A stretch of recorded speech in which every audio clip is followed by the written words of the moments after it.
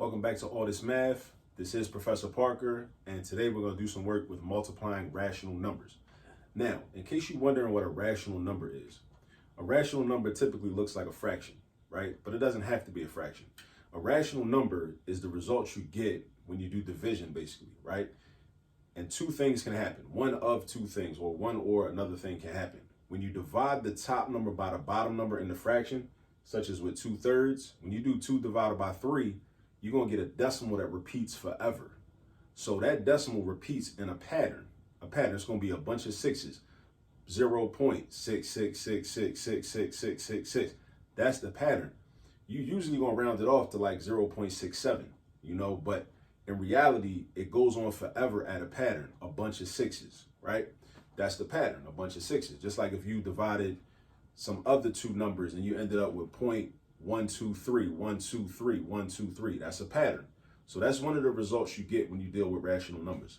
The other thing that can happen is what happens when you do 3 divided by 5. When you divide a top number by a bottom number, you get a terminating decimal. So 3 divided by 5 is just 0.6, and that's it. It cuts off at 6. 0.6, that's all it is.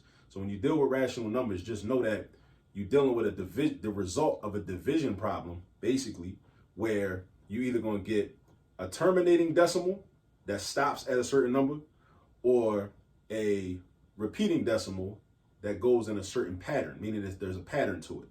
So like I said, 2 divided by 3, put that in your calculator, it's going to round off to like a bunch of sixes with a decimal point, a bunch of sixes, and then it's going to be a 7 at the end because it rounds off, right?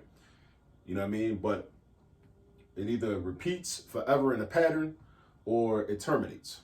Now, as opposed to an irrational number, which just is a decimal as a result of doing division or some other mathematical operation, it goes on forever and ever at no pattern. Like pi is a great example. Pi, the number that we round off to 3.14, that's why we had Pi Day on March 14th. Pi goes on forever and don't never stop, and it's just a whole bunch of digits. So pi is irrational. It's irrational because we don't know what it's doing. We don't know what it's about to do. It's irrational. That's why we call it that. All right, now, but we're doing some multiplication. So it's a couple ways that we can multiply these two fractions. We can go straight across horizontal. We can do numerator times numerator and then do denominator times denominator. Let's try it like that. All right, but keep in mind, this 2/3 is positive, right? There's no negative sign in front of it. So that means it's positive. This 3/5 is negative though, because of that negative sign adjacent to the fraction bar, right? The negative sign could be written adjacent to the numerator or the denominator. It don't really matter. It's still going to make the whole fraction negative. But typically when a fraction is negative, a lot of times you're going to see the negative sign right next to the fraction bar, just like that. You know what I mean? So let's multiply straight across. What's 2 times 3? 2 times 3 is 6. So we write our 6 like that. Write your fraction bar. And then 3 times 5 is 15. Now what I typically do when I'm multiplying a positive by a negative or a negative by a positive, I know my product is going to be negative anyway because I know the rules for multiplication. When the signs are different, the product is negative. So what I'm going to do is I always just put my negative sign over here at the end. So that's negative 6/15.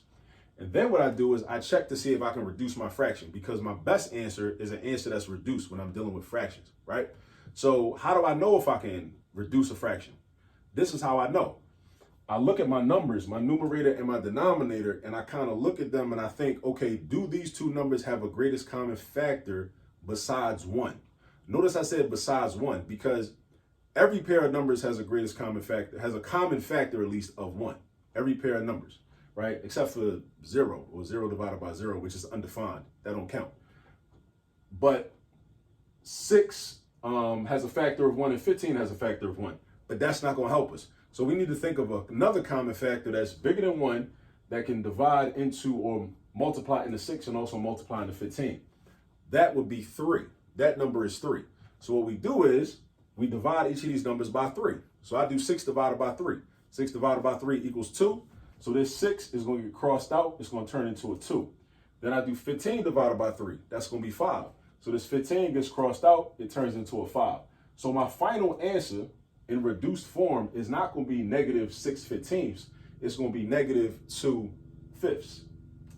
That's my final answer. So I got negative 2, throw the fraction bar right there, boom, negative 2/5. Now, let me show you something else though. I'm going to show you something called cross canceling. Cross canceling. in case you never learned it before, right? I'm gonna write the problem over again. I'm gonna do 2/3 times -3/5. Same exact problem, 2/3 times -3/5. Now with cross canceling, you look at the numbers that are diagonal from each other. So this numerator and that denominator, this numerator and that denominator.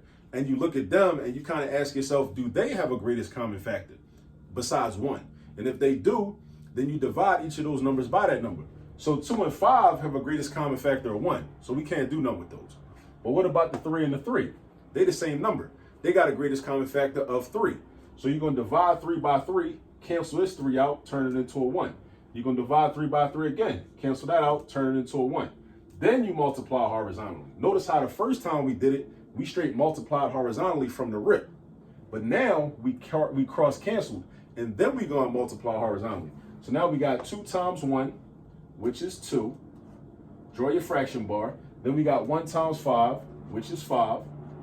That's your denominator. And remember, this is a positive fraction. This is a negative fraction. Whenever you multiply a positive by a negative, your product is always negative. So don't forget your negative sign.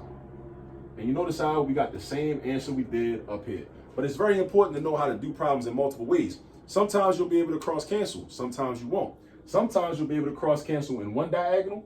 Sometimes you'll be able to cross cancel in both diagonals, right? And like I said, sometimes you won't be able to cross cancel at all. It just depends. But if you can't cross cancel, you can always just multiply horizontally like we did initially or up top. All right. So I showed you how to do this. But as I always say, in order to learn this, you got to go get some practice. So go ahead, get some practice, and I'll see you on the next video. Peace.